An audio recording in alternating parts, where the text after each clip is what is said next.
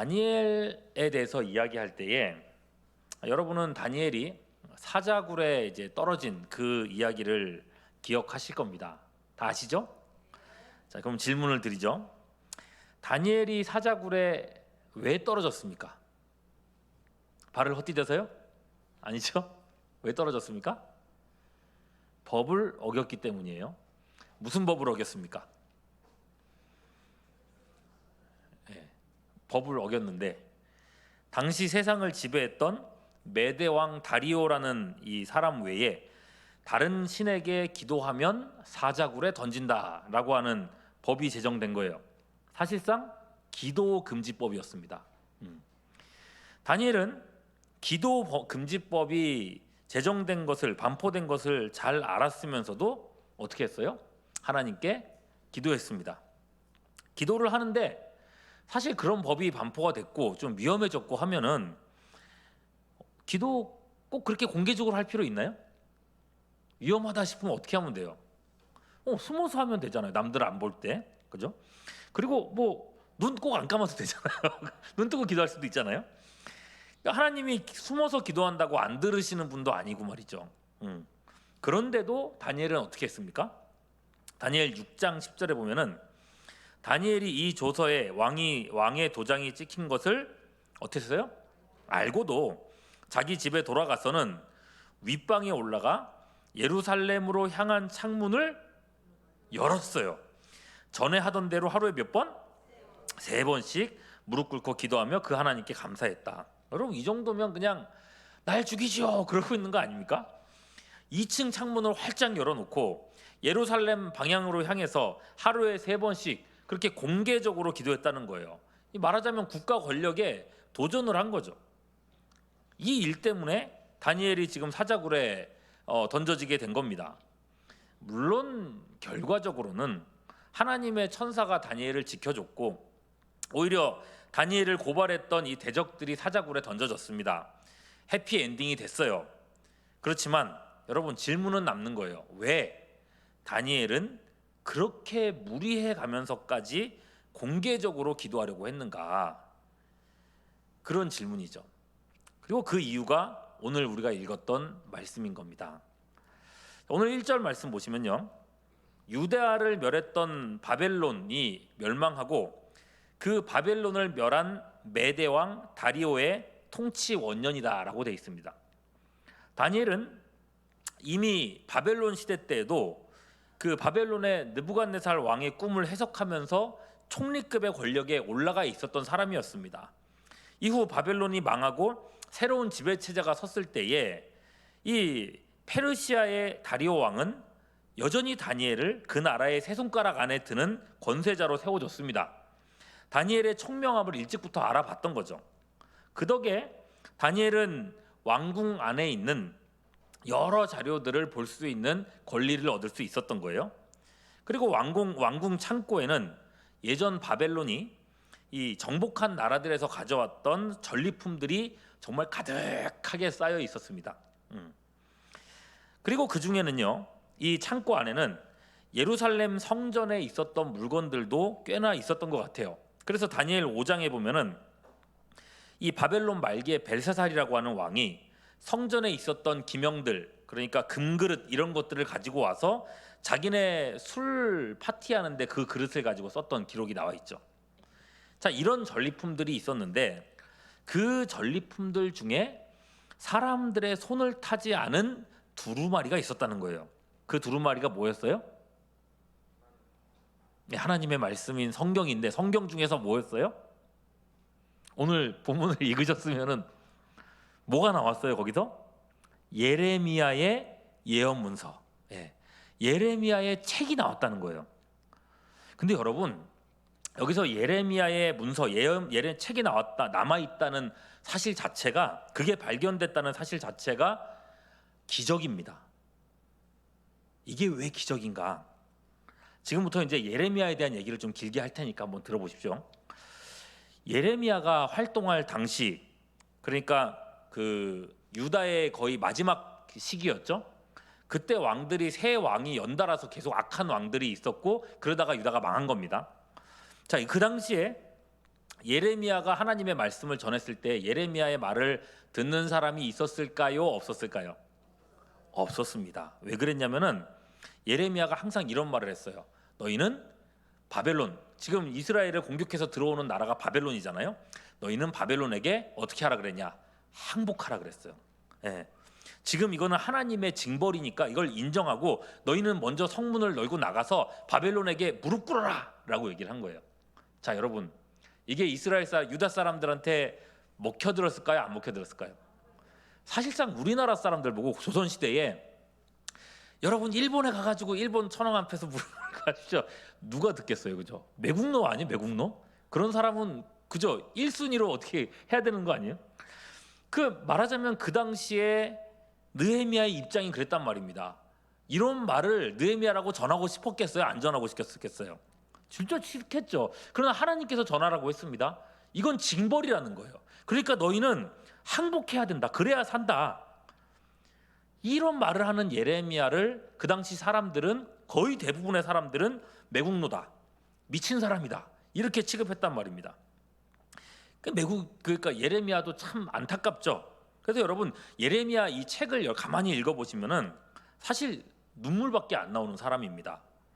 먼저는 남유다가 멸망할 때까지 유다의 마지막 시간들을 함께 하면서 백성들에게 끊임없이 하나님의 말씀을 전했어요.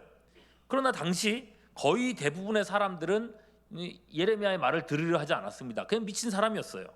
어떻게든 예레미야의 입을 막고 싶어 했고 감옥에 가뒀고 돌로 치려고, 그러니까 죽이려고 들었단 말입니다.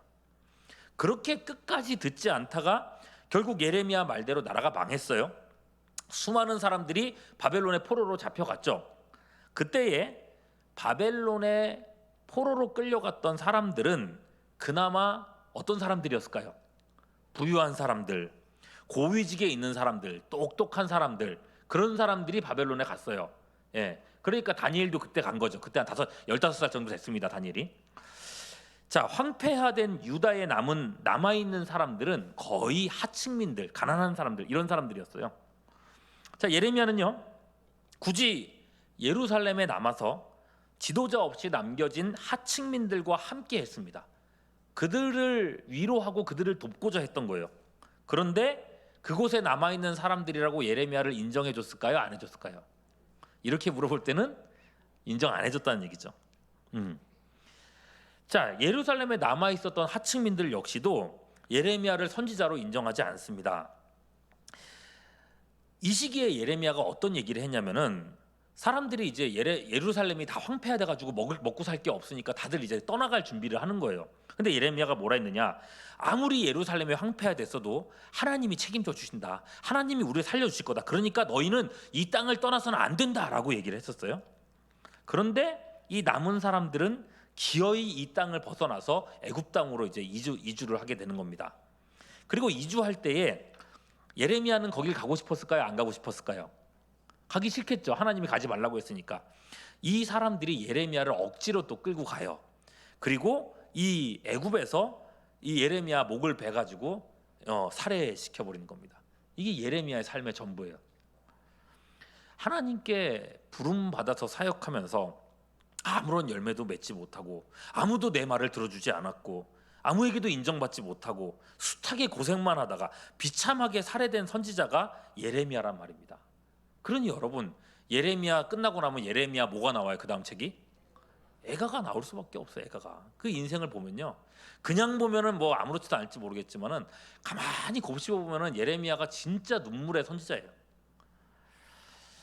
자, 여러분, 당대 누구에게도 인정받지 못했던 선지자였단 말입니다. 그의 말이 그냥 허공에서 울리는 말처럼 그냥 흩어져 버리는 말이었다는 거예요. 허망했던 그 인생처럼 그가 했던 모든 예언 말씀도 허공에서 울리다가 사라져 버릴 소리가 될 터였습니다. 그의 말이 후대에 오늘날 우리에게까지 올 수 있는 가능성이 그때는 거의 없었단 말이죠. 그런데 여러분, 하나님께서는 그렇게 두지 않으셨다는 겁니다. 예레미야 45장 1절 말씀 볼게요. 유다의 요시야 왕의 아들 여호야김 넷째 해에 네리야의 아들 누가요? 예, 바룩이라는 사람이 예레미야가 어떻게 해주는 대로, 불러주는 대로 이 모든 말을 책에 기록했다는 거예요. 하나님께서 바룩이라는 사람을 세워주셨고 이 바룩을 통해서 예레미야의 말이 단 한 권의 책에 기록될 수 있게 해줬다는 거예요. 한 권의 책. 그 책이 어떻게든 바벨론으로 왕궁으로 흘러 들어간 거고 창고에 있게 된 것이고 그 두루마리를 왕궁에서 일하던 다니엘이 발견했다는 거예요. 몇 년 만에요? 70년 만에. 여러분, 바벨론이 얼마나 많은 나라들을 정복했겠습니까? 각 나라에서 가지고 온 전리품들은 얼마나 많았을까요? 그 중에서 여러분 성전, 예루살렘 성전에 있었던 금기명이야 눈에 잘 띄겠죠. 금덩어리 반짝반짝하니까. 그런데 여러분, 예레미야의 이 보잘것없는, 사람들에게 인기도 없었던 이 두루마리 책 한 권이 그 큰 금고 안에서, 금고란다, 창고 안에서 발견된다는 게 얼마만큼의 확률이었을까요? 70년 만에 발견된다는 게. 여러분, 이런 거를, 이 예레미야의 글을 다니엘이 발견했다는 겁니다. 다니엘이 포로로 잡혀갈 때 나이가 한 15살 정도 되었었고요. 그때까지도 예레미야가 활동을 했었으니까 시기가 겹치잖아요. 다니엘은 예레미야를 알고 있었던 것 같아요. 다니엘도 어릴 때부터 경건한 사람이었으니까 예레미야를, 야, 저 사람 진짜 선지자일 거라고 생각을 했을 것 같아요. 그래서 왕궁에서 예레미야의 책을 발견했을 때에 얼마나 반가웠을까요? 야, 예레미야의 그 말이 여기 있다니, 그 책이 여기 있다니 하면서 얼마나 반갑고 놀라웠을까요? 2절 중반절에 보시면요, 이렇게 말하고 있어요. 여호와께서 말씀으로 누구요? 말씀으로 누구요? 선지자 예레미야에게 알려주신 그 연수를 깨달았나니, 이렇게 얘기했어요. 여기서 강조되는 표현은 히브리어 그 원문에서 봤을 때 강조되는 표현이 있는데 그게 뭐냐면 선지자예요. 선지자.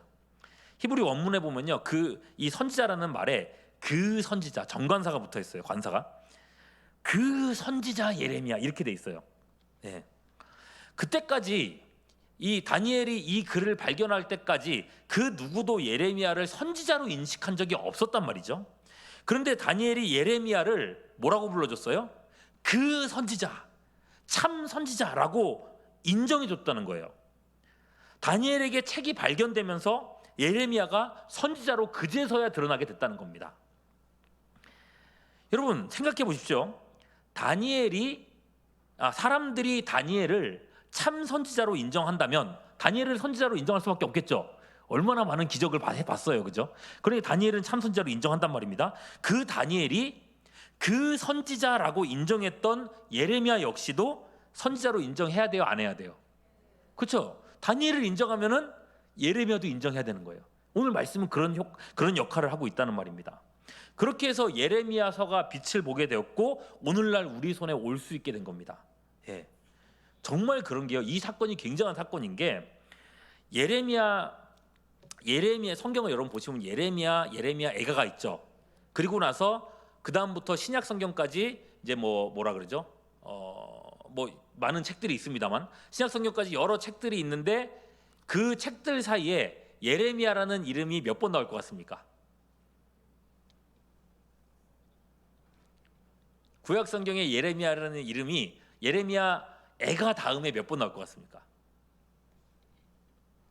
한 번 나옵니다. 그것도 오늘 우리가 읽으신 그 본문에서 그 선지자 예레미야라는 한 번 나오는 이름이에요. 여러분 그렇게 놓고 보잖아요. 예레미야가 왕정시대 말기에 왕들에게 예언을 했던 사람이지 않습니까? 그런데도 불구하고 열왕기 상하에는 예레미야라는 이름이 안 나와요. 예, 나오는데 그 사람 다른 사람이고 우리가 아는 그 예레미야라는 이름은 안 나와요. 당대 왕궁의 기록물에는 예레미야라는 이름이 실리지 않았어요. 왜? 싫어했으니까요.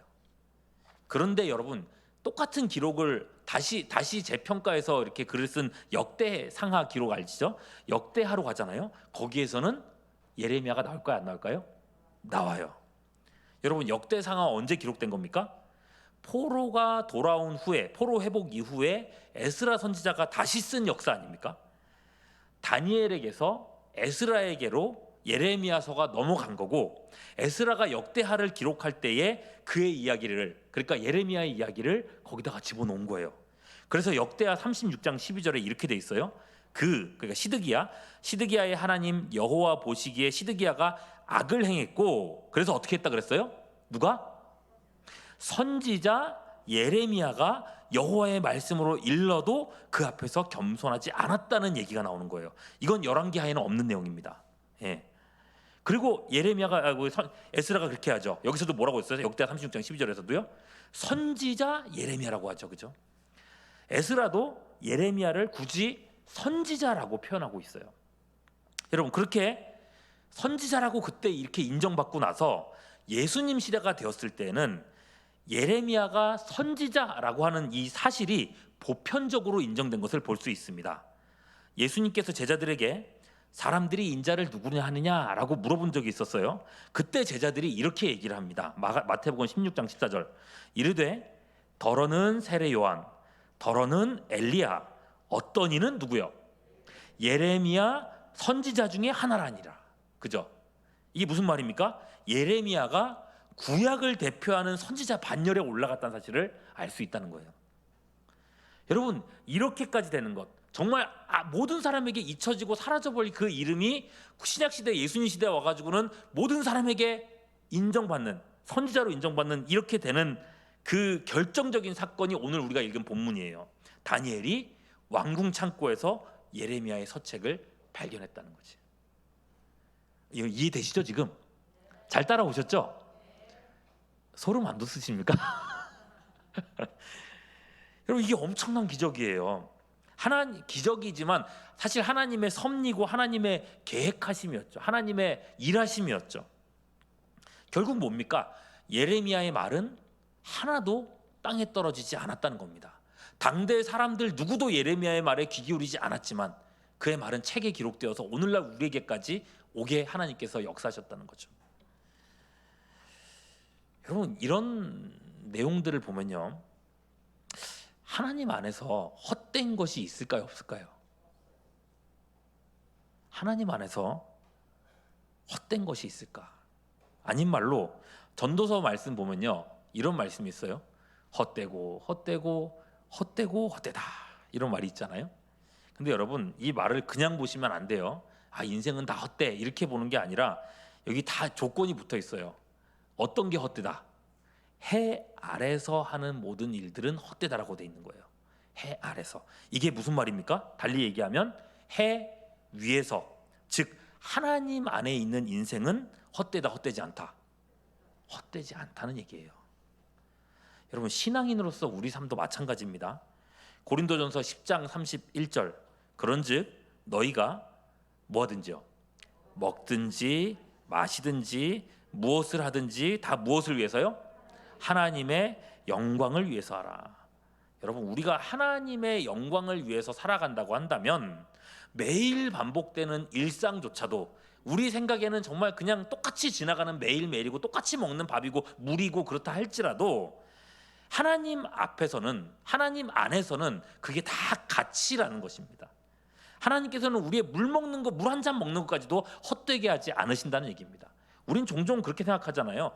그래도 내가 살면서 뭐라도 좀 해야 되는데, 하나님 위해서 뭔가 좀 이뤄놓은 게 있어야 되는데, 그런 생각들을 하잖아요. 그런 어떤 뭐라 그러죠? 강박관념 같은 게 있지 않습니까? 그러나 성경은 그렇게 말하지 않아요. 여러분, 천국 가시면요, 여러분이 하루 살아면서 주님 위해서, 나 주님 위해서 물 마시는 거, 밥 먹기 전에 기도 한 번 한 거, 그거 하나님 안에서 다 칭찬받을 일들이라는 겁니다. 헛되지 않다는 거예요. 그러니 여러분, 그런 마음을 가지고 살아갈 수 있기를 바랍니다. 하루를 살아갈지라도. 여러분, 이게 얼마나 귀한 일인가요? 자, 여러분, 예레미야 얘기를 하다 보니까 좀 딴 길로 샜는데, 중요한 건요, 이 다니엘이 예레미야의 글을 통해서 엄청난 내용을 발견한 겁니다. 2절 후반절, 오늘 말씀 2절 후반절 보면요, 곧 예루살렘의 황폐함이 몇 년 만에요? 70년 만에 어떻게 된다고요? 그치리라. 여러분, 고향에 돌아가게 된다는 거예요. 포로 생활이 끝나고 고향에 돌아간다는 말씀을 보게 된 거죠. 몇 년 만에요? 70년 만에. 그리고 이제 계산을 해보게 되는 겁니다. 70년? 역대하 36장 22절에 보면요, 역대하죠? 역대하에는 예레미야의 말이 있어요, 없어요? 있어요. 자, 보겠습니다. 바사의 고레스 왕 원년에 페르시아 여호와께서 누구의 입으로? 예레미야의 입으로 하신 말씀을 이루시려고 바사의 고레스 왕의 마음을 감동시키심에 그가 온 나라에 공포도 하고 조서도 내려 이르되 23절 바사 왕 고레스가 이같이 말하노니 하늘의 신 여호와께서 세상 만국을 내게 주셨고 나에게 명령하여 유다 예루살렘의 성전을 건축하라 하셨나니 너희 중에 그의 백성된 자는 다 어떻게 하라고요? 올라갈지어다. 너희 하나님 여호와께서 함께 하시기를 원하노라 하였더라. 여기에 대해서도 할 말이 막 많은데 일단은 지나갑니다. 바사의 고레스 원년의 포로가 기환을 하죠. 예. 자, 이제부터는 연도 계산을 좀 해볼게요. 오늘 말씀, 오늘 우리가 읽은 다니엘 말씀 보면은 1절 말씀 돌아와 보면요. 지금은 바사왕 고레스가 아니고 바사왕 고레스가 돌려보냈잖아요. 바사왕 고레스가 아니고 누구가 나왔어요? 메대 족속 아수에르 아들 누구요? 다리오가 나왔습니다. 이 사람이 나라를 세움을 잇던 첫 해라고 돼 있어요. 메대하고 바사가 나왔죠. 이 두 나라는 연합국입니다. 연합국이에요. 바사왕 고레스가 있고 메대 족속 다리오가 있어요. 이게 어찌된 일인가 하면요. 실질적으로 바벨론을 무너뜨린 왕은 바사왕 고레스입니다. 예. 그런데 이 사람은요. 막 왕위에 올라가지고 막 다스리고 이런 것보다는 정복 전쟁 정복 전쟁하고 전쟁하고 이런 걸 더 선호했던 왕이에요. 그래서 아마 삼촌일 거예요. 삼촌이라고 했던 걸 본 것 같은데 자기 삼촌인 메대 족속 다리오에게 이 정복한 바벨론을 한동안만 다스려 달라고 이렇게 자리를 맡긴 겁니다. 왕으로 잠시 동안 옹위를 한 거예요. 이해되시죠? 예. 다리오에게는요 자식도 없었고요 크게 야망도 없었던 사람이라는 거를 이 고레스가 잘 알았다고 해요. 예. 그래서 자리를 맡긴 거죠. 그리고 나서 3년 정도 지난 후에 바사왕 고레스가 돌아와서 메대 바사 전체의 왕으로 등극하게 되는 겁니다.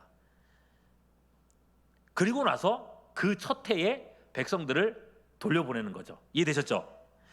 말하자면 이제 다니엘이 이 글을 발견하고 몇 년 후에 3년 후에는 포로 귀환이 시작되는 거예요. 그렇게 이제 계산할 수 있는 거예요. 자, 이제 3년 남았어요. 여러분, 다니엘이 이 글을 봤을 때, 발견했을 때에 어떤 느낌이었을 것 같습니까? 벙벙할 거예요. 그죠? 지금 상황에서 아무리 생각을 해봐도 이스라엘이 어떻게 고향으로 돌아가지? 상상도 할 수가 없어요. 아무리 바벨론에서 페르시아로 이게 시대가 바뀌었다지만은 그렇다고 해서 이스라엘 포로가 고향으로 돌아갈 수 있는 가능성, 방법 이게 전혀 보이질 않는 거예요. 이 작은 포로 민족이 무슨 수로 고향에 돌아갈 수 있을까? 생각해 보십시오. 다니엘 입장에서는 무엇 하나 손에 잡히는 게 없어요. 그저 예레미야의 서책에 나와 있는 약속 그 하나만 발견돼 있을 뿐인 겁니다. 그럼 어떻게 해야 될까요? 자기가 그래도 지금부터 이제 마음이 여러 가지 생각이 들죠. 내가 그래도 왕의 신임을 받는 신하니까, 나라에서 그래도 세 손가락 안에 드는 권력자니까 어떻게 정치적인 어떤 그런 일을 통해서, 그런 힘을 통해서 내가 어떻게 백성들을 돌려보낼 수 있지 않을까? 하나님이 그걸 위해서 나를 불러주셨을까? 생각할 수도 있겠죠. 근데 여러분, 그게 쉬운 일이에요? 쉬운 일이 아니에요. 아니거든요. 안 그래도 다니엘을 질투하고 경계하는 사람들이 많아요. 그것 때문에 사자굴에 던져지지 않았습니까? 자칫했다가는 반역자로 낙인 찍히고 매장되기 쉬워요. 어렵죠. 여러 생각을 합니다. 그래도 내가 이걸 발견하게 된 거는 하나님의 뜻일 텐데 내가 뭘 해야 될까? 내가 어떻게 해야 될까? 이 포로 회복에 대한 약속 자체는 좋은 것이지만은 약속의 발견자인 다니엘 입장에서는 분명 엄청난 고민이었던 겁니다. 그랬을 때 여러분, 다니엘은 어떻게 한다 그랬습니까? 그 답이 3절에 나와 있죠. 뭐라고 돼 있어요? 내가 금식하며 베옷을 입고 죄를 덮어쓰고 주 하나님께 기도하며 간구하기를 뭐했다? 결심했다. 여러분, 이 결심이 그냥 적당한 결심일까요? 아주 굳은 결심일까요? 그죠? 흔들리지 않는 굳은 결심이겠죠. 그래서 그렇게 기도를 시작했다는 겁니다. 여러분, 다니엘이 안 하던 기도를 갑자기 하기 시작했다는 게 아니에요. 다니엘은 사실 어릴 때부터도 기도의 사람이었습니다. 다니엘이 처음 이 바벨론에 잡혀왔던 10대 중후반 나이에 느부갓네살의 꿈을 알아맞히고 해석해야 될 상황에서 다니엘은요 벌써부터 친구들에게 이런 부탁을 한 일이 있습니다. 자, 다니엘 2장 18절이에요. 봅니다. 시작.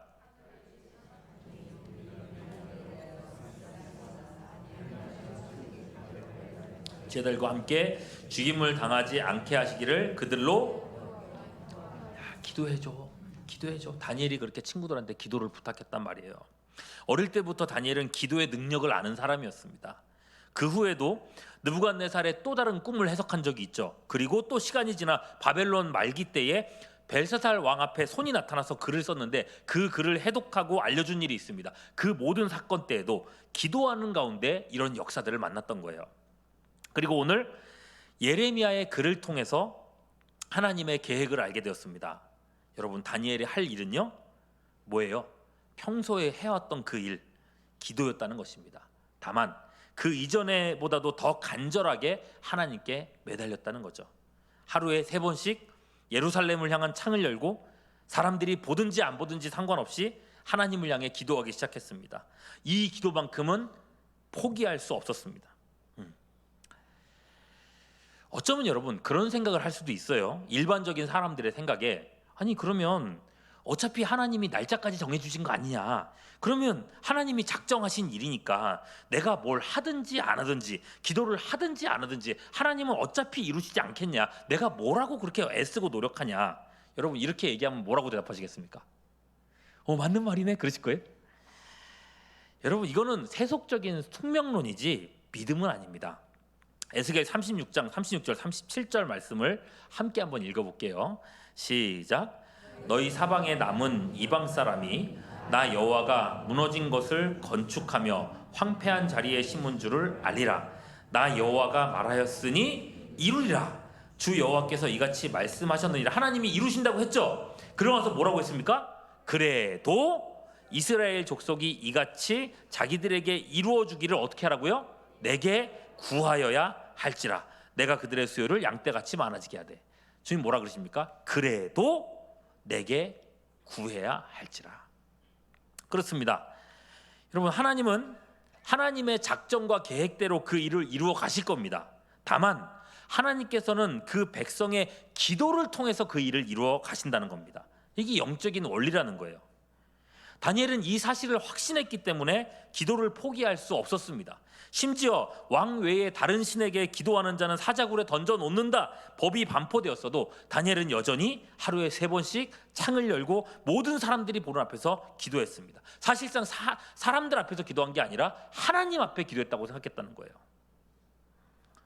적어도 이런저런 상황 앞에 나는 기도하는 것만큼은 굴복하지 않겠다는 하나의 선언적인 표현이었다는 거예요.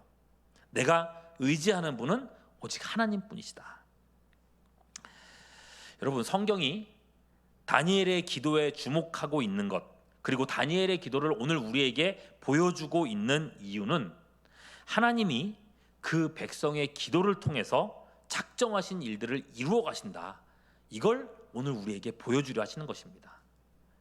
그럼 오늘 말씀 잘 생각해 보십시오. 다니엘의 기도가 하나님의 역사를 이루는 열쇠였다는 거예요. 병거도 아니에요. 칼도 아니고 창도 아닙니다. 정치적인 술수도 아닙니다. 하나님의 역사를 위해서 단지 85세 노인의 기도가 필요했다는 겁니다. 여러분, 다니엘이니까 그렇지, 그럴 수도 있어요. 근데 여러분 그렇지 않습니다. 역대하 7장 14절입니다.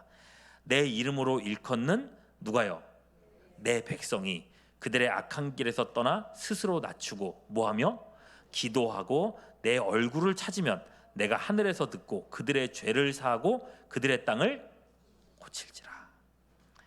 여러분, 주님의 일컫는 성도된 여러분에 대한 얘기를 하고 있다는 거예요. 여러분의 기도도 마찬가지입니다. 나이도 능력도 실력도 아니라는 겁니다. 말하자면 이런 거, 요새 유행하는 표현으로 중꺾기. 뭘까요? 중꺾기. 중요한 건 꺾이지 않는 기도입니다. 모르시죠? 축구 안 보시면. 네. 여러분, 지금 세상을 보십시오. 온 세상이 난리지 않습니까? 경제 위기가 피부로 느껴지고, 어떤 나라에서는 살벌한 전쟁이 끊임없이 계속되고, 곳곳에서 자연재해가 일어나고, 멀지 않은 곳에서 하루가 멀다 하고 막 칼부림이 벌어지고, 몇십 명, 몇백 명이 죽어난다는 그런 뉴스가 이제는 봐도 무뎌질 정도로 너무나 많이 일어나고 있습니다. 여러분, 이런 세상 속에서 하나님의 백성들, 우리가 해야 될 일 무엇이겠느냐는 거예요. 종교개혁자 칼빈은 이런 얘기를 했습니다. 기도는 믿음을 행사하는 주요한 요소다. 다시요. 기도는 믿음을 행사하는 주요한 요소다. 여러분, 하나님의 전능하심을 믿으십니까? 여러분이 그리고 하나님의 자녀이심을 믿으세요? 그렇다면 여러분, 기도로서 여러분의 믿음을 행사하라는 말입니다. 여러분, 기도의 직분이 어디 있습니까? 기도의 은퇴가 어디 있습니까? 기도의 성별이 어디 있습니까? 85세 다니엘을 부르셨던 하나님은 오늘 이 절망스러운 시대 가운데 우리를, 여러분을 지금 이 기도의 자리에 불러주셨단 말입니다. 다니엘이 하나님께 기도하며 간구하기를 결심했던 것처럼 주님의 기도의 일꾼으로서 오늘도 마음에 결심하고 하나님 앞에 기도하며 살아가는 우리 모두가 될 수 있기를 주님의 이름으로 축원합니다.